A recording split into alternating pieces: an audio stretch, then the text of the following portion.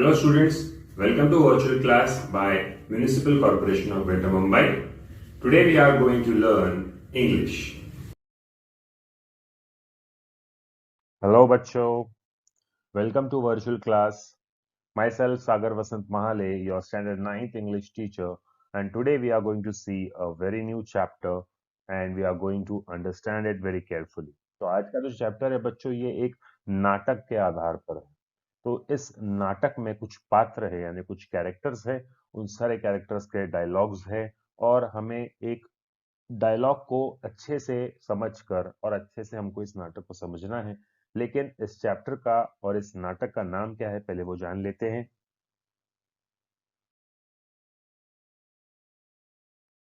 Standard 9th English Hindi medium 2.5 a play part 1। Play यानी क्या? एक ड्रामा या एक नाटक। तो बच्चों ये चैप्टर भी दो हिस्सों में बटा हुआ है, पार्ट 1 और पार्ट 2।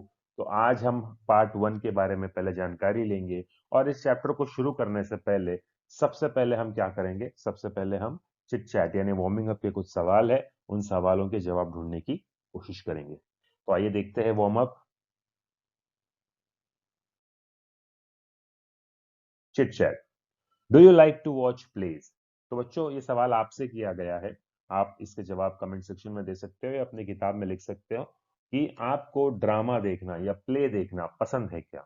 आजकल तो देखो वैसे भी ड्रामा और प्ले काफी कम देखने को मिलते हैं, यहाँ तक कि थिएटर में भी सिर्फ फिल्में नजर आती है। लेकिन फिल्में भी ड्रामा से ही विकसित हुई है। सबसे पहले फिल्में नहीं हुआ करती थी, नाटक ही हुआ करते थे। अलग अलग पात्र वो हुआ करते थे, लाइव सबको डायलॉग बोलना पड़ता था और स्टेज रहता था, सब लोग ऑडियंस लाइव देखते थे। और थिएटर से विकसित हुआ फिल्म यानी जो हम मूवीज देखते हैं। तो बच्चों क्या आपको नाटक देखना पसंद है? इसका सवाल, इस सवाल का आपको जवाब देना है। दूसरा सवाल है विच is the last play you saw? अगर आपको नाटक देखना पसंद है या आपने कभी नाटक देखा है तो सबसे आखिरी वाला नाटक कौन सा था? देखिए सबकी मातृभाषाएं अलग अलग होती है, उर्दू, हिंदी, मराठी, कन्नड़, तमिल, और हर अपनी मातृभाषा के कोई ना कोई छोटे मोटे नाटक होते हैं। फॉर एग्जाम्पल अगर हमारे यहाँ पर गणपति का मंडल है जहाँ पे गणपति बैठे, गणपति का स्थापना होता है, गणपति की मूर्ति का, तो वहाँ पे छोटे मोटे फंक्शंस होते हैं, चाली में, सोसाइटी में, वहाँ पर छोटे मोटे नाटक या छोटे मोटे प्रोग्राम्स रखे जाते हैं। तो वहां पे भी अगर आपने नाटक देखा होगा तो आप बता सकते हो। तीसरा सवाल, do you watch TV serials?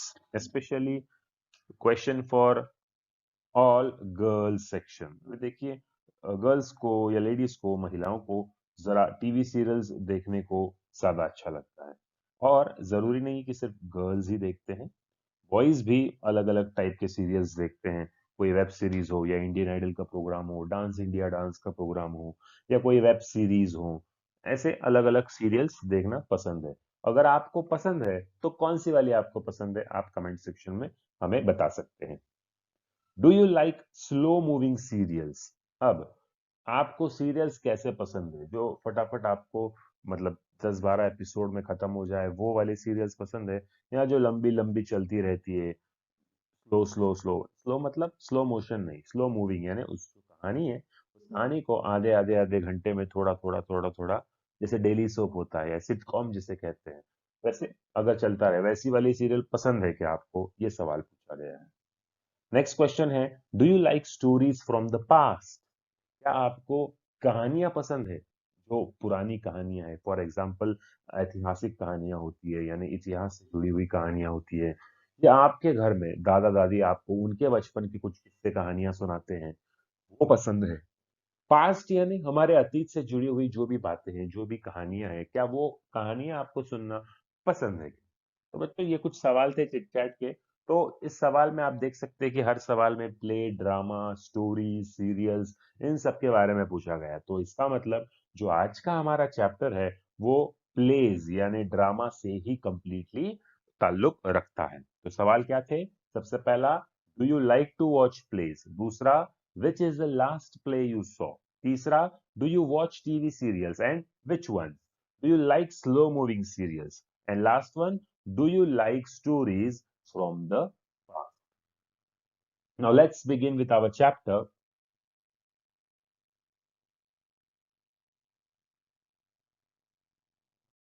तो आइए बच्चों 2.5 प्ले पार्ट 1 की शुरुआत करते हैं। इस प्ले में कुछ कैरेक्टर्स हैं, उन कैरेक्टर्स के बारे में आपको धीरे धीरे पता चलेगा। आप ध्यान से वीडियो देखिए और समझिए। तो सबसे पहले scene 1, a king's court. The court awaits the arrival of the king. Two guards are standing front right of the stage.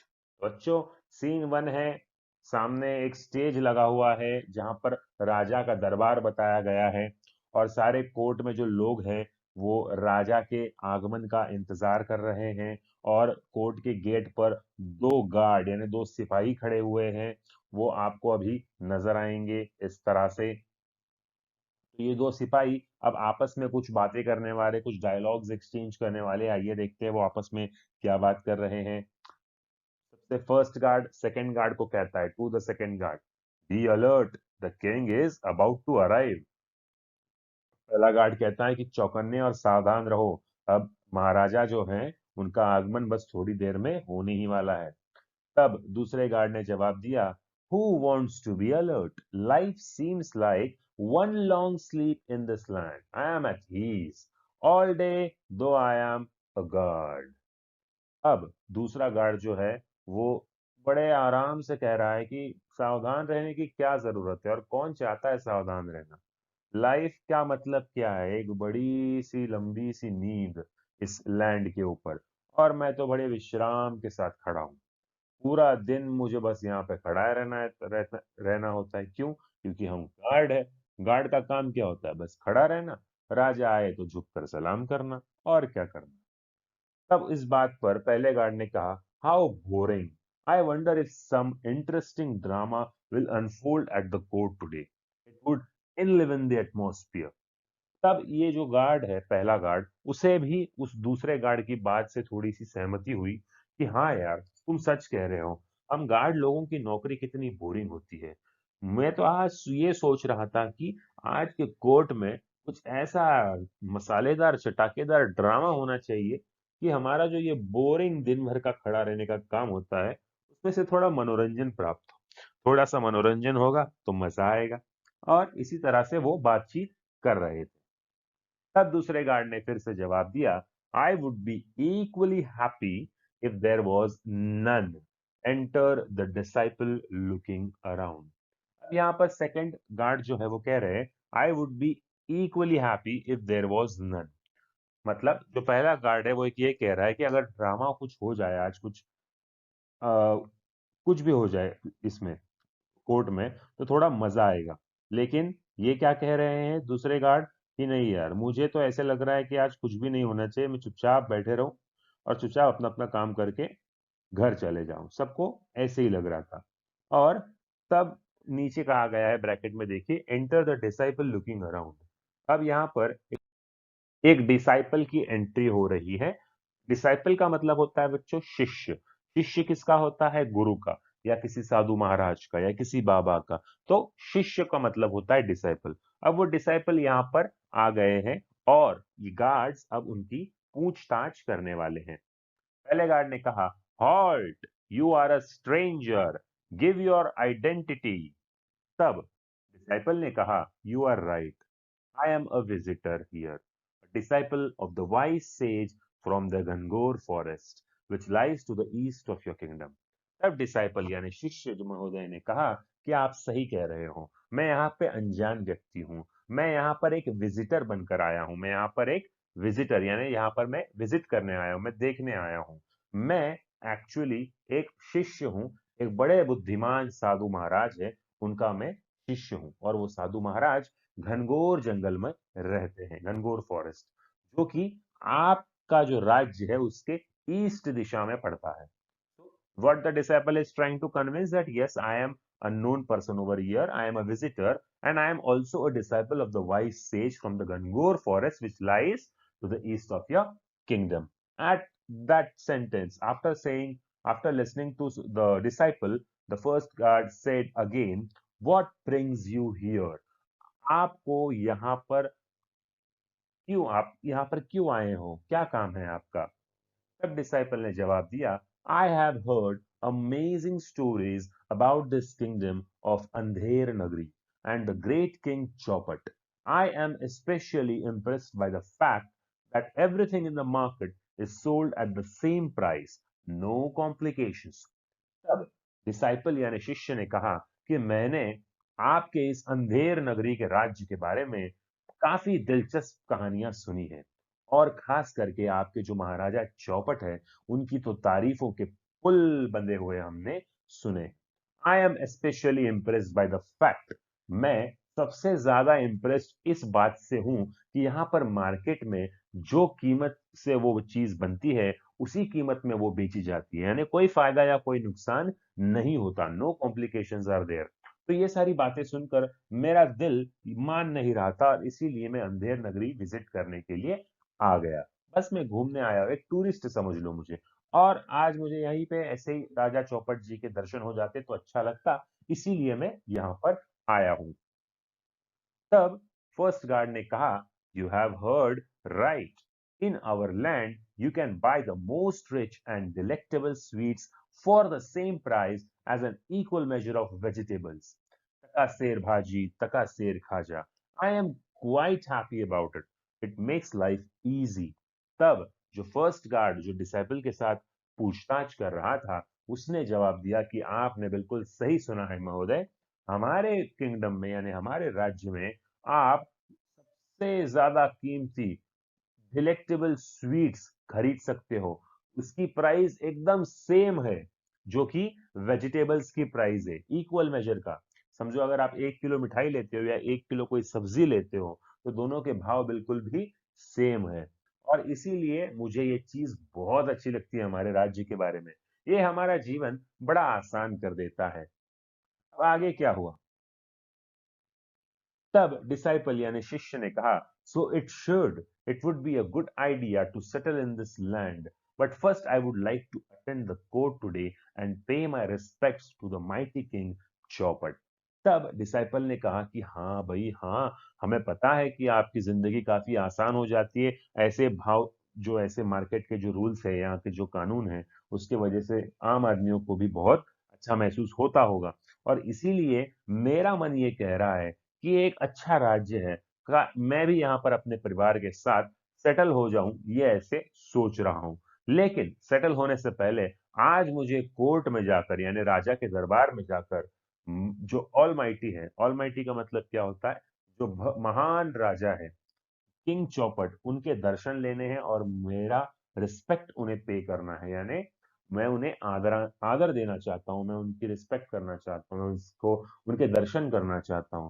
बस इसीलिए मैं कोर्ट में जाना चाहता हूं। तब गार्ड ने जवाब दिया, you may stand there pointing out with those people who are in queue. तब दूसरा गार्ड जो सारी बातें सुन रहा था उसने कहा, तो अगर आपको अंदर जाना है तो वहां पर जहां पर लोग लाइन में खड़े हैं ना, वो लाइन में, क्यू का मतलब क्या होता है, लाइन, तो उस लाइन में जाकर खड़े हो जाइए, तब आपको अंदर भेजा जाएगा। कहां पर? दरबार के अंदर। You must stand there pointing out with those people who are in a queue. Now let's see what happens next. Now loud voice from backstage. अब ये जो ब्रैकेट में दिया गया होता है ना बच्चों, ये ब्रैकेट में दिया गया, ये सूत्रधार कहता है, यहाँ डायलॉग्स नहीं होते। ये आप जब प्ले पढ़ते हो तो आपको ब्रैकेट में बताया जाता है ताकि आप इमेजिन कर सको कि स्टेज पर हकीकत में क्या हो रहा है। तो अब ये बैक स्टेज का जो चीज चल रही है उसके बारे में यहाँ पर लिखा गया है, देखो। Loud voice from back stage यानी स्टेज के पीछे से एक जोर से आवाज आती है, here you people, here comes the most noble, most revered, most gracious, most learned King Chopper of this vast kingdom. Make way for the king. Bow to the royal monarch. अब जो द्वारपाल होता है या फिर राजा के बगल में जो खड़ा होता है इंसान, जो बड़े, जैसे आपने कोर्ट में देखा होगा कि अगर किसी गवाह को या किसी मुजरिम को हाजिर करना हो जज साहब के सामने, तब एक लाल कपड़े में लाल फेटे के साथ में डंडा लेकर एक आदमी खड़ा होता है और वो आवाज लगाता है। फॉर एग्जाम्पल, अगर किसी का नाम रवि शर्मा हो तो वो क्या कहेगा, आरोपी रवि शर्मा हाजिर हो। उसी तरह से जब राजा का आगमन होता है तब वो ऐसा ही व्यक्ति होता है जो आने से पहले सबको आगाह करता है, सबको सावधान करता है, चौकन्ना करता है कि सुनो सुनो इस अंधेर नगरी के लोगों, हमारे मोस्ट नोबल यानी काफी होशियार, दिलदार, मतलब दिलदार और जो बोलते हैं ना रहमत करने वाले, बिल्कुल सब पे दया करने वाले, दयावान, मायावान, ऐसे हमारे काफी सीखे हुए, लर्न्ड, मोस्ट लर्न्ड यानी काफी होशियार व्यक्ति, हमारे राजा चौपट जी, हमारे इस पूरे बड़े राज्य के राजा महाराजा चौपट जी का आगमन हो रहा है। जैसे ही राजा आ जाए, झुककर, रॉयल मोनार्क यानी जो शाही टाइकून जिसे कहते हैं, शाही राजा को झुककर सलाम करे। और दूसरे ब्रैकेट में लिखा गया है बच्चों, king Chaupat arrives to the fanfare of the bugles and drums and takes his place on the throne. King Chaupat arrives to the fanfare of bugles and drums and takes his place on the throne. अब ये बात क्या है, ये किसी ने कही नहीं है, ये जो वहां पर बिना डायलॉग के एक्शन हो रही है उसके बारे में कहा गया है कि राजा ऐसे शान में चल के आते हैं और अपने सिंहासन पर आसन ग्रहण कर लेते हैं। आगे देखते हैं। अब राजा जैसे आज आसन ग्रहण करते हैं, सब लोग खड़े हो जाते हैं, झुककर सलाम करने के बाद राजा का सबसे पहला वाक्य क्या होता है, लेट द कोर्ट बिगिन, मतलब ये कोर्ट की शुरुआत, आज के दरबार की शुरुआत की जाए। अब वहां पर एक चोर आया था और उस चोर के बारे में सबसे पहले उसकी कंप्लेंट ले जाने वाली थी। तब जो दूसरा गार्ड था वहां पर राजा के बगल में, तो उन्होंने पहले आवाज दिया, द फर्स्ट कंप्लेनेंट।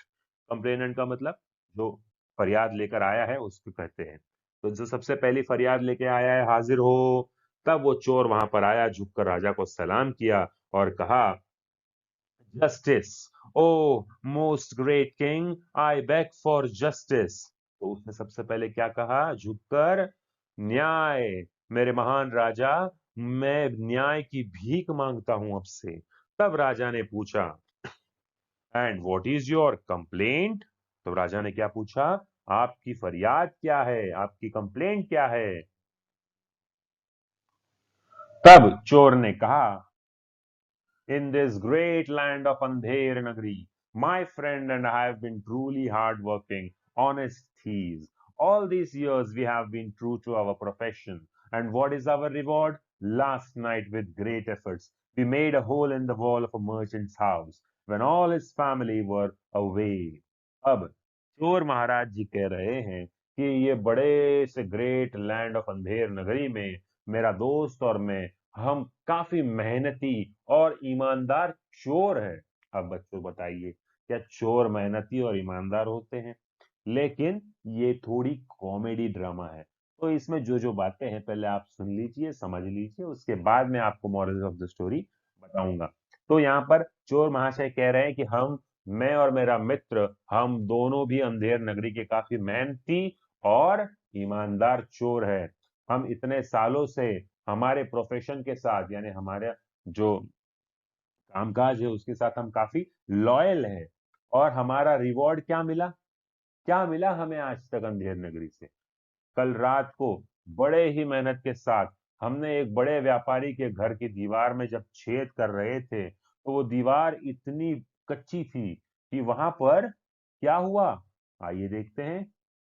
वहां पर मेरा फ्रेंड जब उस होल के अंदर से भीतर उस घर के अंदर जा रहा था, तब वो वॉल कोलैप्स हो गई।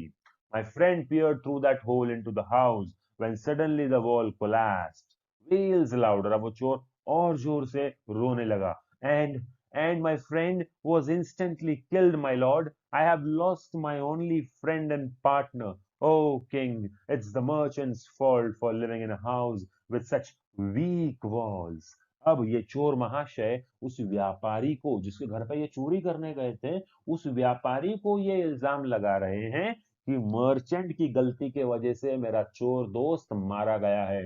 अगर मर्चेंट की घर की दीवारें मजबूत होती तो वो दीवार में छेद करने के बाद वो दीवार गिरती नहीं। और ये बात सुनकर राजा थोड़े आश्चर्यचकित हो गए। अब देखिए राजा ने क्या कहा है। राजा ने कहा, fetch the merchant at once. A life for life. The merchant must be hanged. अब राजा ने जवाब क्या दिया, ये सुनकर सारे कोर्ट के लोग परेशान हो गए, हैरान हो गए कि राजा ने कहा मर्चेंट को अभी के अभी हाजिर किया जाए, एक जान के बदले जान ही जानी चाहिए। अब इस गलती की सजा मर्चेंट को मिलके ही रहेगी, मर्चेंट को तुरंत फांसी के फंदे पर चढ़ा दो। अब मर्चेंट को लेकर आया जाता है। Third guard leaves and returns with the merchant who bows before the king. अब तीसरा गार्ड जो होता है वो कोर्ट से निकलकर बाहर से मर्चेंट को अंदर लेके आता है। मर्चेंट तुरंत आते ही राजा को झुककर सलाम करता है और आगे देखिए क्या होता है। अब मर्चेंट जी कह रहे हैं, mercy O noble king, I had no intention of killing this skilled professional. It is not my fault that the wall of my house collapsed. My house has been recently built. It is the fault of the bricklayer who carelessly built such a weak wall. अब झुककर सलाम करने के बाद हाथ जोड़कर जो merchant है, जो व्यापारी है, वो विनती कर रहा है राजा से कि राजा दया कीजिए, राजा, ओ मेरे नोबल किंग, मेरा कोई भी उद्देश्य नहीं था इन स्किल्ड प्रोफेशनल्स को। स्किल्ड प्रोफेशनल यानी जो टैलेंटेड होते हैं ना लोग, जिनके कारागिर होते हैं, फॉर एग्जांपल आपने देखा होगा खाना बनाने वाले होटल में, या फिर टाइपिंग करने वाले टाइपिस्ट जो होते हैं, उनको काम कर करके उसमें एकदम स्किल आ गया होता है, फटाफट फटाफट कर देते हैं वो। तो ऐसे स्किल्ड प्रोफेशनल जो चोरों के लिए ही ये उपमा दी गई है। तो मर्चेंट कहता है कि मेरा कोई उद्देश्य नहीं था इन स्किल्ड प्रोफेशनल को मारने का, ये मेरी गलती नहीं है राजा जी। मेरे घर की जो मरम्मत, जो मेरा घर बनाया गया है, वो अभी हाल ही कुछ महीनों पहले बनाया था। तो यहाँ पर गलती जो ईंट लगाने वाला होता है, जो मिस्त्री होता है, जिसे हम ब्रिकलेयर भी कहते हैं, जो ईंटों की दीवार बनाता है, वो उसकी गलती है। क्योंकि 2 महीने में दीवार कैसे टूट सकती है भला, नए घर की दीवार, ऐसे भी नहीं कि घर पुराना था। तो मुझे लगता है कि यहाँ पर ब्रिकलेयर की गलती है, जिसने कोई भी सावधानी नहीं बरती और बस ऐसे ही दीवार और घर खड़ा कर दिया। अब राजा और भी गुस्सा हो गए। राजा ने कहा, bring the careless bricklayer immediately, he must hang for his fault. तो तुरंत राजा ने ऑर्डर दिया कि उस केयरलेस ब्रिकलेयर को तुरंत जल्द से जल्द पेश किया जाए, उसे हम फांसी की सजा देंगे। अब आगे क्या हुआ, तुरंत सेकंड गार्ड जो है वो वहां से निकलता है और ब्रिकलेयर को राजा जी के सामने पेश करता है। अब ब्रिकलेयर क्या कह रहा है, O most kind lord and king, kneeling to the king. Kneeling यानी घुटनों के बल बैठकर वो हाथ जोड़कर अपने राजा जी से दया की भीख मांग रहा था। Have mercy, I beg you, मैं भीख मांगता हूं, मुझे don't send me to the gallows. Gallows का मतलब क्या होता है बच्चों, जो ऐसी जगह होती है जहां पर फांसी का पूरा जो होता है ना फंदा वंदा लगाया होता है, फिर वहां पे एक बड़ा सा आदमी होता है, फिर वो लीवर खींचता है तो नीचे की जो फलियां होती है लकड़ी की वो खुल जाती है, और हम जिसको फांसी दे रहे होते हैं वो हवा में लटकने लगता है और उसकी गर्दन पे वो लटक जाता है और उसको फांसी दी जाती है। तो जैसे ब्रिकलेयर आया, ब्रिकलेयर ने दया की भीख मांगी राजा जी से और कहा कि मुझे गैलोस की तरफ ना भेजे। मैं मानता हूं कि मैंने वो दीवार बनाई थी, लेकिन मेरा भी उद्देश्य किसी इंसान को मारने का नहीं था। ये मेरी लापरवाही नहीं थी। It was not my carelessness. The mortar, mortar का मतलब क्या होता है, देखो मिस्त्री के नीचे 2 लोग काम करने के लिए होते हैं, जो सीमेंट और मिट्टी का अच्छे से पानी वानी डाल के प्रोपोर्शनेटली वो माल बनाते हैं, और फिर ईंटों के बीच में वो सीमेंट का सब छोटा छोटा छोटा छोटा पेस्ट सीमेंट का लगाया जाता है, फिर ईंट के ऊपर ईंट रख के दीवार बनाई जाती है। तो जो मोर्टर है, जो उसके नीचे काम करने वाला वर्कर, ये उसकी गलती है, क्योंकि मेरा काम तो सिर्फ ईंट के ऊपर ईंट रखना था, लेकिन which I use to lay the bricks was of very poor quality, there was too much of water mix in it, it is entirely the mortar maker's fault. तब जो ये ईंट बनाने वाला है, वो जो ईंट थी उसमें ज्यादा पानी मिलाकर वो ईंट बनाई गई थी और इसीलिए वो काफी नाजुक थी। तो ये मोर्टर जो होता है वो ईंट का सीमेंट का काम करने वाले लोग होते हैं, राइट। तो ये उसकी गलती है, मेरी गलती नहीं, मेरा कोई उद्देश्य नहीं था किसी की जान लेना। तब राजा ने कहा, summon the mortar maker at once, he must pay with his life for his thoughtlessness। तो ये गैर जिम्मेदारी वाला काम जिस मोटर मेकर ने किया है, उस मोटर मेकर को तुरंत यहाँ पर लाया जाए और इस जान के बदले एक जान ही देनी पड़ेगी, ऐसी उसको सजा सुनाई दी जाए, यानी कि मोटर मेकर को भी फांसी की सजा सुनाई जाए। अब आगे क्या होता है? First guard exits and returns with the motor maker who rushes and throws himself before the king. पहला गार्ड तुरंत आ जाता है और मोटर मेकर को लेकर राजा जी के सामने खड़ा कर देता है, पेश कर देता है। अब आगे क्या हुआ? मोटर मेकर जोर से चिल्लाते रोते हुए, "Forgive me, oh merciful king, forgive me. Please do not hang me to death. I have a wife and 2 young children. Who will look after them?" अब ये मोटर मेकर बचाने की बात छोड़कर वो माफी मांग रहा है। सब कोर्टियर सोचने लगे कि अरे हाँ, शायद इसी की गलती है, तभी ये आते से ही माफी मांग रहा है। और वो माफी भी किस तरह से मांग रहा है कि मुझे फांसी की सजा ना दी जाए, मेरी एक बीवी, 2 बच्चे हैं, उनके उनकी देखभाल कौन करेगा, उनकी परवरिश कौन करेगा? तब राजा ने चिल्लाकर कहा, your carelessness has cost a life, you must pay it with your life. तो राजा ने कहा कि तुम्हारी लापरवाही की वजह से एक जान गई है, और उस जान जो गई है उसका अगर सही इंसाफ होगा तो वो तुम्हारी जान लेने से ही वो इंसाफ सही होगा। तब मोटर मेकर ने कहा कि no, no, no my royal lord, I am not to blame. The pot which I used to pour water into the mortar had an extraordinarily large mouth. So excess water poured down into the mortar mixture. I was helpless. It is the potter's fault for making such a useless pot. अब यहाँ पर motor maker के पास एक नया बहाना, बहाना नहीं, शायद वो असली गुनहगार का नाम बता रहा था। और वो असली गुनहगार कौन था? कुम्हार, यानी पॉटर, जो मटके बनाते हैं। तब उसने कहा कि नहीं, नहीं, नहीं, मेरे रॉयल लॉर्ड, मैं मुझ पे इल्जाम गलत है। मैं तो हमेशा मोटर जब बनाता हूँ, ब्रिक्स बनाता हूँ तो सही बनाता हूँ, लेकिन इस बार मैंने जिस कुम्हार से एक नया मटका खरीदा था पानी डालने के लिए, उसने वो मटके का जो नेक था, यानी जो उसकी सुराही रहती है ना, मोट के उसके ऊपर ओपनिंग एंड होता है, वो कुछ ज्यादा ही बढ़ा दिया था। और जब भी मैं थोड़ा पानी डालने जाता, होल बड़ा होने की वजह से पानी ज्यादा गिर जाता। तो मेरे ख्याल से ये पॉटर की गलती है, क्योंकि उसने ऐसा यूजलेस पॉट बनाया। अब राजा जी थोड़े और चिढ़ गए और कहा, let the potter be brought here at once, he must be executed for moulding such useless pot. अब राजा जी ने कहा कि तुरंत उस कुम्हार को यहाँ पर बुला के लेके आइए, उसका तो सर धड़ से अलग कर देना चाहिए ऐसे यूजलेस पॉट्स बनाने के लिए।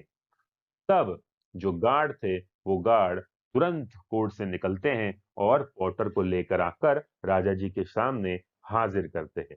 अब देखते हैं आगे क्या हुआ।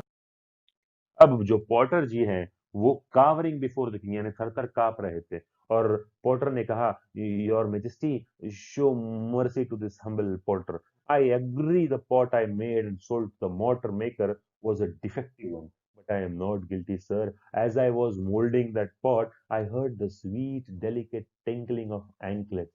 It was the moneylender's daughter. She distracted me just as I was shaping the mouth and it became too wide, sir, too wide. मेरी कोई गलती नहीं है मैजेस्टी, मैं तो बेचारा एक ईमानदार कुम्हार हूँ। मैं हमेशा अच्छे अच्छे मटकियां बनाता हूँ, लेकिन जो मैंने मटकी इस मोटर मेकर को दी थी, मतलब बेची थी, वो डिफेक्टिव वन थी, ये मैं जानता हूँ, लेकिन मैं गिल्टी नहीं हूँ सर। मैंने कोई गलत काम नहीं किया है। एक्चुअली जब मैं ये मटका बना रहा था, उस वक्त बनाते बनाते रास्ते पे सर मुझे एक मधुर सी आवाज सुनाई दी, और वो आवाज थी पाँव में जो जो पायल होती है ना, उस पायल की छन छन छन आवाज मुझे सुनाई दी। और मैं उस पायल की आवाज को देख सुनकर, और वो जो पायल थी वो मनी लेंडर की खूबसूरत लड़की की थी। मनी लेंडर यानी जो पैसा लोगों को ब्याज पे देता है, उसकी जो बेटी थी, वो मेरे दुकान के सामने से गुजर रही थी जब मैं ये मटका बना रहा था। उसकी पायल की छन छन सुनकर और उसकी खूबसूरती देखकर मेरा ध्यान थोड़ा सा भटक गया, मैं डिस्ट्रैक्ट हो गया। और उसी वक्त में इस मटकी का जो गर्दन होता है, नेक होता है, जो माउथ होता है ऊपर वाला, वो शेप दे रहा था, और इसीलिए वो मनी लेंडर की डॉटर को देखते देखते और उनकी पायल की छन छन सुनते सुनते वो मटके का मुंह थोड़ा ज्यादा बड़ा बन गया। तो मेरे ख्याल से ये मनी लेंडर की डॉटर की गलती है, क्योंकि उसी ने मुझे डिस्ट्रैक्ट किया और मेरे से ऐसा डिफेक्टिव पीस बन गया। अब राजा जी बिना सोचे समझे उन्होंने ऑर्डर फिर से दे दिया, जाओ मनी लेंडर की लड़की को लेके आओ, अभी तुरंत उसे हम गैलोस की तरफ भेजेंगे और उसे इस सजा देंगे कि वो अपनी खूबसूरती और अपनी पायलों की छन छन की आवाजों की वजह से एक सारे लोगों को काम पर परेशान या डिस्ट्रैक्ट करती है, डिस्टर्ब करती है। अब जो गार्ड्स थे वो तुरंत निकल गए मनी लेंडर की डॉटर को लेने, लेकिन इस वक्त मनी लेंडर जी की जो डॉटर थी उनके साथ मनी लेंडर भी खुद आए। अब मनी लेंडर सबसे पहले बात कर रहे राजा से in a desperate voice, O just king, spare my daughter, she is my only child and to be wedded next Monday. अब राजा जी के सामने मनी लेंडर हाथ जोड़कर ये विनती कर रहे हैं कि राजा जी प्लीज मेरी बेटी को माफ कर दीजिए, क्षमा कर दीजिए, ये मेरी इकलौती बेटी है और इसका शादी अगले मंडे को तय किया गया है। अब मैं आपसे क्या कहूँ, मुझे प्लीज माफ कर दिए, मुझे बेटी को एक चांस दे दीजिए। तब बेटी ने कहा, मनी लेंडर की बेटी ने कहा, oh do not fret father, the king will not hang me. अब सबसे पहले पिताजी की ओर देखते हुए मनी लेंडर की जो डॉटर है उसने कहा कि पिताजी तुम इतना टेंशन क्यों ले रहे हो, आप जरा चिल हो जाओ, रिलैक्स करो, राजा जी मुझे सजा नहीं दे सकते। और ऐसा कहने के बाद मनी लेंडर की नजरें राजा जी के पास गई और उन्होंने जो लड़की थी मनी लेंडर की, उन्होंने राजा जी से कहा, योर मोस्ट एस्टीम्ड हाइनेस, मेरे आका, आई rarely step outside the threshold of my home. तो मैं हमारे घर के बरामदे के बाहर मुश्किल से कभी निकली तो निकलती हूँ। और उस दिन मेरे फादर ने जैसे आपको कहा कि मेरा शादी नेक्स्ट वीक है और मेरी जो ज्वेलरी थी यानी जो मेरे जेवरात थे वो सोनार के पास अभी तक बने नहीं थे, और इसीलिए उस दिन मैं सोनार के पास जाने के लिए उस रास्ते से निकली थी। तब मनी लेंडर की डॉटर ने कहा कि जो पॉटर का शॉप है, कुमार की दुकान है, वो सोनार की दुकान के एकदम बाजू में है और वो रास्ते में ही पड़ती है। मैं क्या कर सकती थी? अब पायल मैंने पहनी हुई थी, मुझे पता नहीं था कि मेरी पायल की आवाज सुनकर पॉटर जी का पॉट खराब हो जाएगा और मेरी शादी अगले सोमवार को है, तो इसलिए मुझे गहने मिलना, टाइम पे मिलना तो बहुत जरूरी है ना, इसीलिए मैं सुनार के पास गई थी। तो मुझे ऐसे लगता है राजा जी कि ये गलती सुनार की है। अगर सुनार सबसे पहले ही मेरे जेवर बनाकर मेरे घर पे आकर दे जाता तो मुझे बाहर जाने की जरूरत ही नहीं पड़ती, और अगर मैं बाहर नहीं जाती तो पॉटर यानी कुम्हार का काम भी खराब नहीं होता। I would not have been force to go past the potter shop. तो इसीलिए मनी लेंडर्स के डॉटर ने कहा कि शायद ये गलती सुनार की है। अब राजा जी कहते हैं, then send for the goldsmith and without any delay he must be hanged. अब राजा जी कह रहे हैं कि एक काम कीजिए, फिर अभी तुरंत सोनार को यहाँ पर पकड़ कर लेके आइए और मेरे सामने पेश कीजिए, और यहाँ पर अभी बिल्कुल भी टाइम पास नहीं होगा, कोई डिले नहीं होगा, कोई देरी नहीं होगी, वो आते ही तुरंत उसको फांसी पर चढ़ा दिया जाए। अब आगे क्या हुआ?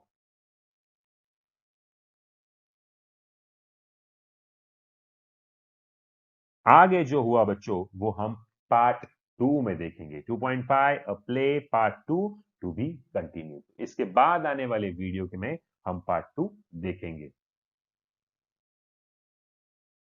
तो बच्चों मैं उम्मीद करता हूं कि आपको आज का ये चैप्टर समझ आया होगा, और अभी तक कुछ बच्चों ने BMC edu Hindi standard 9th इस चैनल को अगर सब्सक्राइब ना किया हो तो प्लीज सब्सक्राइब करें और बेल आइकन पे क्लिक करना ना भूलें। अगर आपको ये वीडियो, ये आज का चैप्टर पसंद आया हो तो लाइक करें, और भी ज्यादा पसंद आया हो तो शेयर भी करें। Thank you very much.